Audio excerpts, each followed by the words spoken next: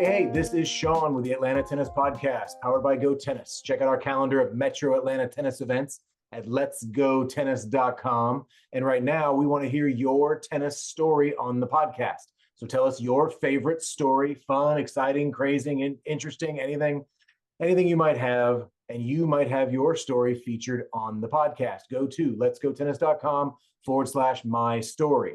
This is Tennis Fitness with Nathan Martin. Nathan and his wife have been at the forefront of tennis fitness innovation for the past 20 years. They have worked with some household names such as Leighton Hewitt, Sam Stosur, and Martina Navratilova. Today, we are going to talk about technology in fitness. Now, this goes well beyond tennis. It goes well beyond a box to jump on. We're talking about apps, smartphones, bands to your body, all the cool Bluetooth things, but then also the video lessons that we can get, the downloadable interactive systems we can buy, but then also really it is the connectivity, the fact that Nathan and I are having this conversation right now. So Nathan, do you want to start with what you physically use, the tools, the sticks, the whatever, the bands, whatever you like to use in your training? Let's start right there.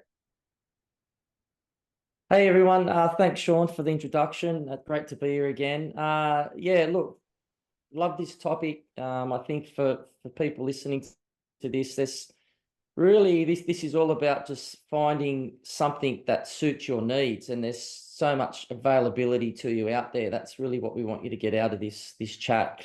Regarding what I've typically used and where we're at the moment. So obviously, I'm a tennis fitness trainer. So you need to add variety and you need to stay in front of the curve, we call it, in regards to, keeping things modern. If we go back, 20, 30 years ago, a lot of people were using, the common resistance bands and things like that. We still use a lot of that.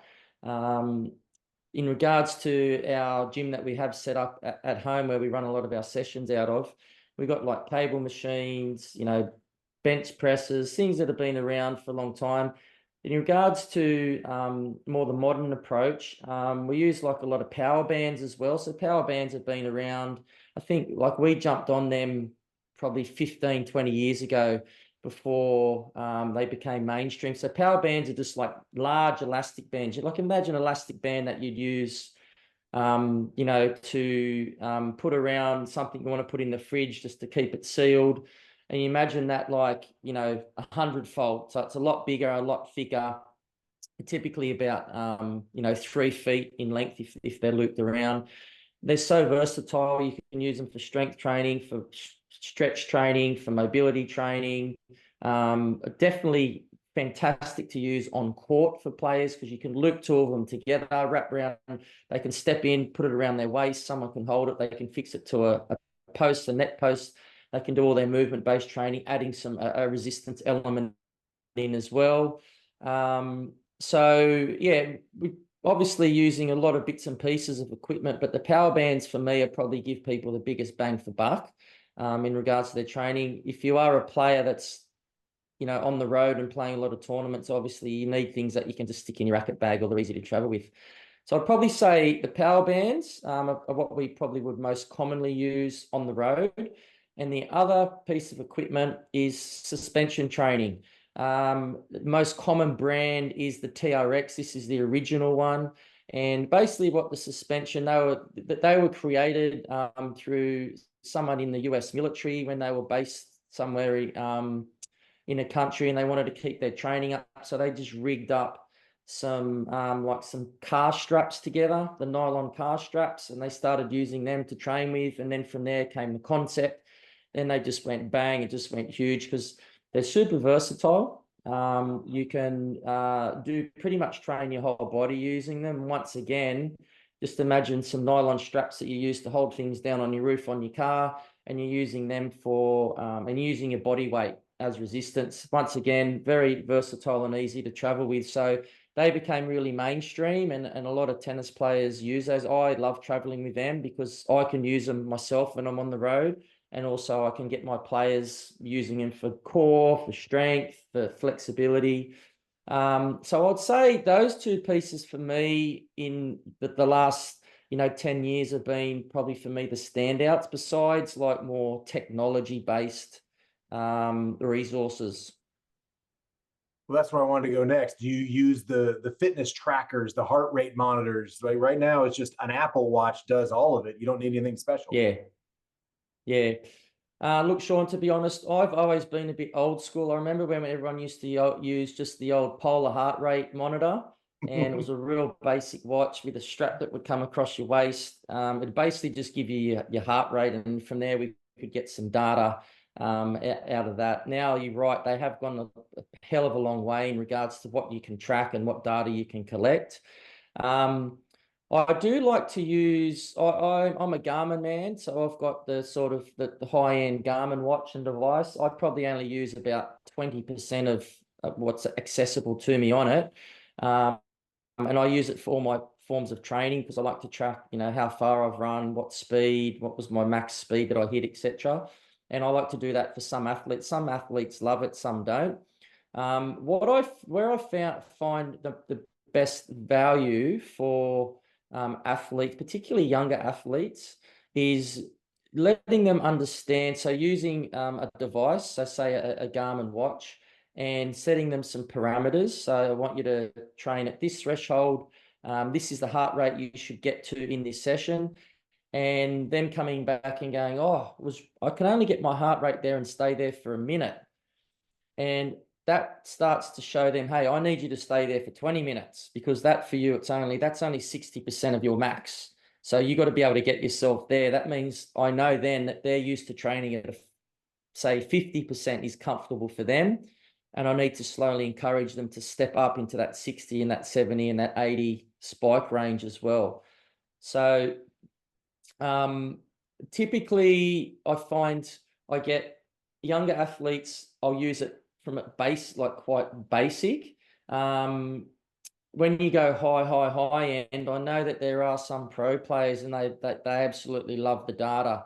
The problem I have with that is sometimes you can get lost in it as well. You can get lost in the science and what's going on, and it takes away the whole feeling your body, listening to your body, pushing a little bit more above what you've been told to do as well. So we can lose that side of things as well. But yeah, any device where you're tracking heart rate, distance, speed, I think they're fantastic. And definitely when we talk about the modern tennis player, you definitely need to be using those resources at some capacity. Yeah, and I think the younger players might enjoy the gamification Yeah. of the fitness to be able to. I just picture my Duolingo as I practice my Spanish and be able to track my friends and how many points they get. I can only imagine the young Yep. kids being able to say, "Oh, my work rate was 37 out of 73," and they can kind of compete a little bit, and that can be a little Yeah. push that they're used to Yeah. that video game style encouragement. Yeah. Yeah, no, that gamification definitely. I haven't seen anything out there in regards to that, but I'd imagine there is. I don't know in regards as a for a tennis athlete how it would be tracked, or if it's more on court based, like serve speed, movement speed, distance, calculated distance over a certain, an hour's practice or whatever. But I'm sure there's probably something out there in regards to that. Or if not, it's probably on the way, right? Yeah, we tried the something called lace clips, and it's a little device, little Bluetooth device you stick on one of your shoes, and it actually tracks, claims to track split steps and work rate. And those are the two things I would use kid against the kid. Say, okay, this kid's work rate was better than yours, and I would kind of pit Mm, them against each other a little bit using mm, the app to get them to work a little bit harder. So some of those things are becoming more popular, and maybe it's just in a testing. Hey, are these gonna take, or is it really gonna be a thing that people are yeah, gonna use them? Now, do yeah. you use any of the fancy sticks? Like we've talked about the saber. There's another thing out there that I think is literally just a stick, and you got to try to hit the ball. Do you use any of those? No, no, and purely because we don't do any on court coaching, so I leave that to the coaches. I don't really, yeah, I would. if a coach and a player were to give me feedback and say, hey, we're struggling with this and that, I know what's available and I'd make a recommendation. Because I work in with so many coaches and sort of, there as a soundboard for a lot of them, just having conversations with them about what resources are available, and having conversations like this too, right, is how we all learn. Yeah, look, there's a lot of things out there. I just always got to be conscious when you look at something, most people have a pretty good idea and concept of, hey, is this really going to work, or is it more just the marketing gimmicky sort of thing just to make money? So you need to see who's behind it, who's involved with it. Like if you've got Roger Federer promoting a product, hey, his team would have done a bit of research into this.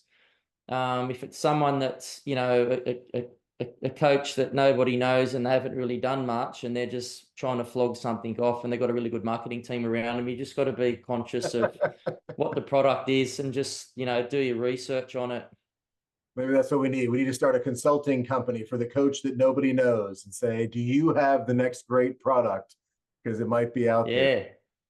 So now I want to switch over, because we've talked about the technology itself when it comes to the toys. But really, what we find even more common than the toys now is the fact that you and I can have this conversation digitally. You're in Australia, I'm in Atlanta. It's so far away, but we're doing this and we can talk and have a real conversation. But there are so many online lessons out there. You specifically, talk to me about products and how that's benefited you as a fitness trainer to be able to reach more people. A great question, mate. So this is really when we talk about the modern tennis player, where I feel players can get the most value, and this is just going to keep expanding right through time.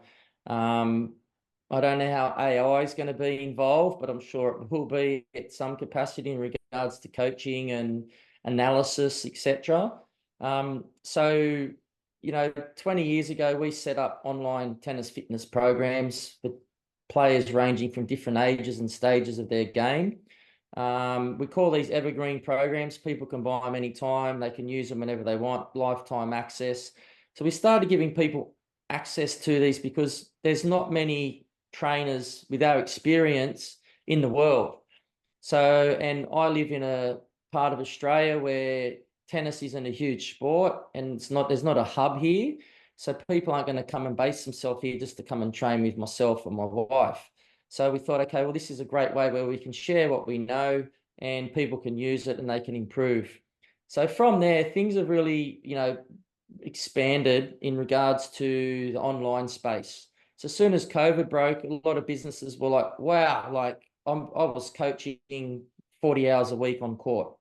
That's the scenario for a coach, a hypothetical. Now I've lost everything. So a lot of people slowly over that, 18-month to 2-year period, just slowly started to think, well, how can I turn a negative into a positive? Some of them really looked at the online space, and some of them have really projected up with it. Some of them have gone back to the online, face-to-face coaching. So we'd already sort of set up at that time a bit of a platform where we could do some analysis, and we could do customized programming, and then we could do virtual sessions.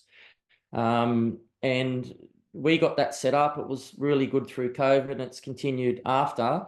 Now, since then, and COVID really spiked this, right? And there's a lot of coaches now that will have online platforms. So they'll sell online coaching resources like we do for tennis fitness, but it's more online coaching. And then they will do, a lot of people are doing analysis, and a lot of people are doing, and this sounds strange for some people, they'll do like virtual coaching lessons. And here's my take on it. I think face-to-face should always be the priority.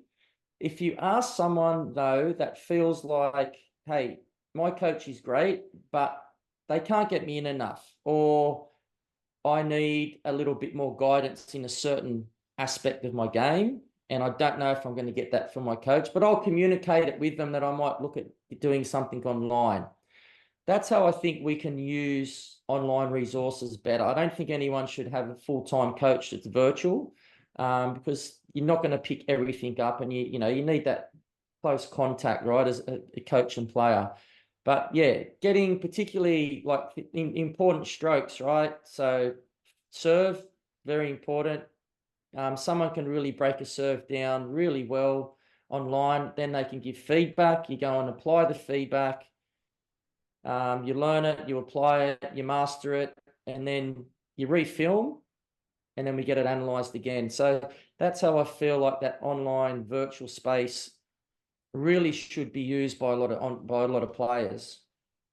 And I like that idea because the coach, I picture myself as a coach, and I'm fairly self-aware of what I'm capable of. What I am not is a fitness expert. Yeah. I'm not that. I'm a tennis coach. Yeah. Yeah.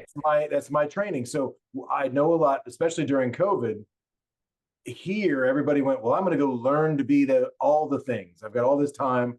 I'm going to go learn to coach pickleball. I'm going to learn to add fitness into my. Yeah. We're all trying to wear too many hats, so to speak. And what we like Yeah.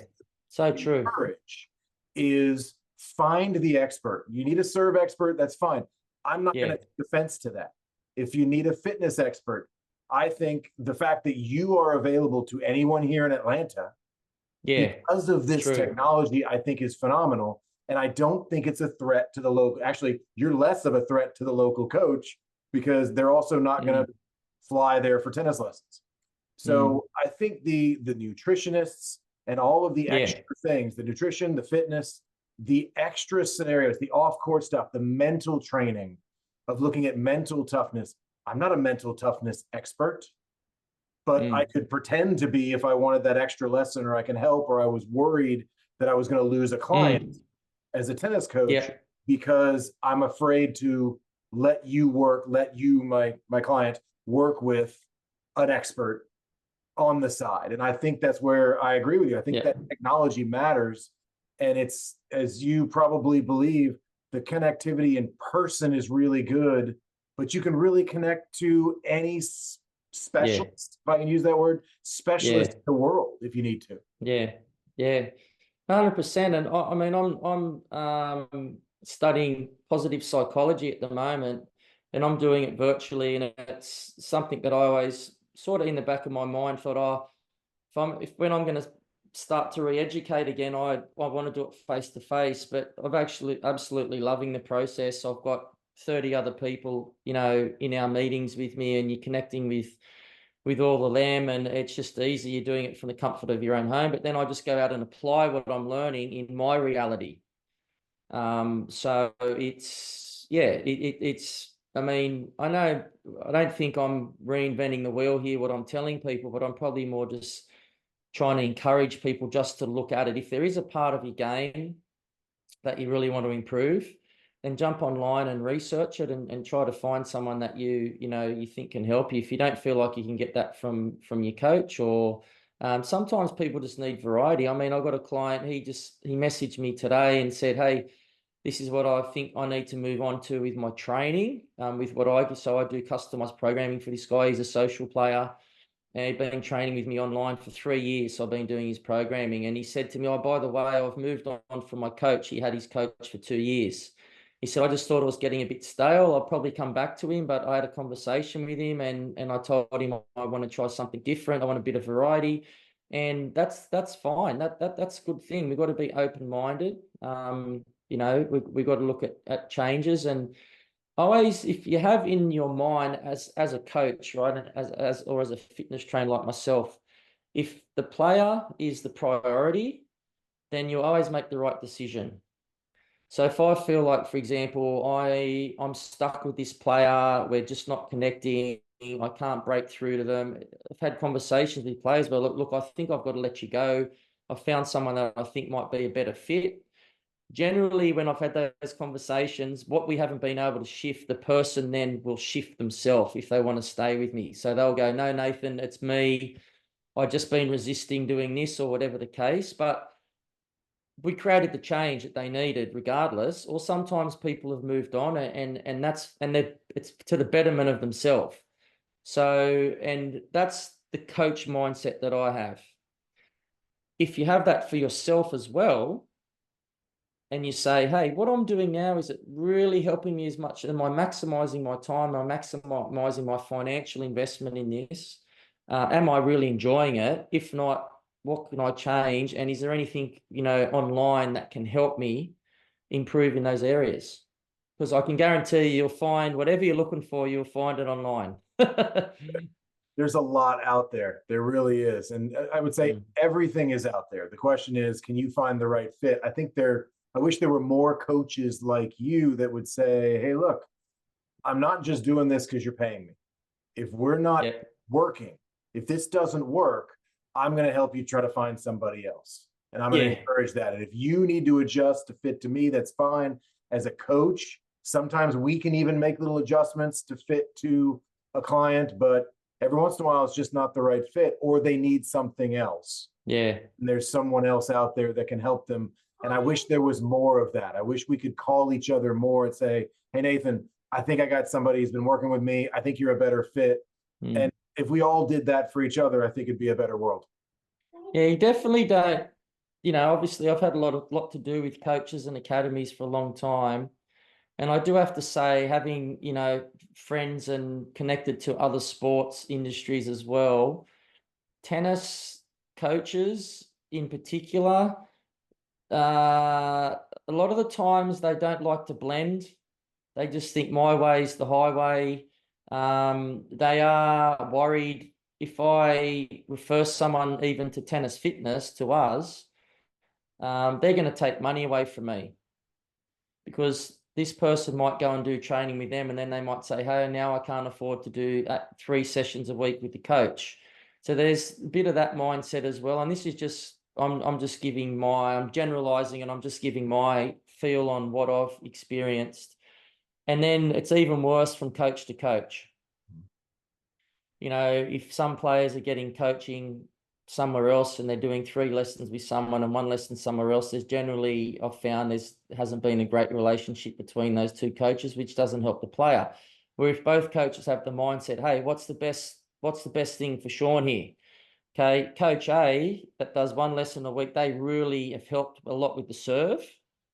Let's keep them working on that. I'm going to communicate with them. I'm doing 3 lessons a week with them. I'm going to work on these areas with them, but let's work together. And that's for the betterment of the player. So we're taking the ego out. We're player focused, development focused, and just what else happens. People read that. Parents read it. Players read it. If they know you care and they know that you're in it for the right reason, why would they leave? I agree. So, I mean, I know I've taken you a bit off topic. I've taken you a bit off topic here from, the modern player, but yeah, that's what I found.